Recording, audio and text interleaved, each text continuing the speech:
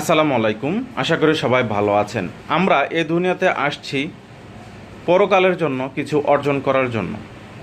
আমরা এই দুনিয়াতে অফুরন্ত সময় পাচ্ছি, যে সময়টা আমরা পরকালের জন্য, যে চিরস্থায়ী যে জায়গা, সেটার জন্য আমরা পাঠানোর জন্য এই দুনিয়াটাতে আসা। আমরা এই দুনিয়া থেকে আমরা চিন্তা করব যে যত সম্ভব বেশি পরিমাণ সঞ্চয় যেন আখিরাতের জন্য জমা করা যায়। আপনি এটা চিন্তা করবেন যে আপনার জন্য যে সঞ্চয়, সেটা আপনাকেই করতে হবে।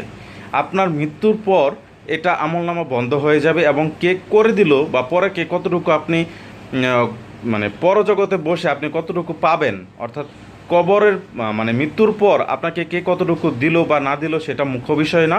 মুখ্য বিষয় হলো আপনি এই দুনিয়া থেকে কতটুকু পাঠাতে পারছেন, সেটাই হলো মুখ্য বিষয়।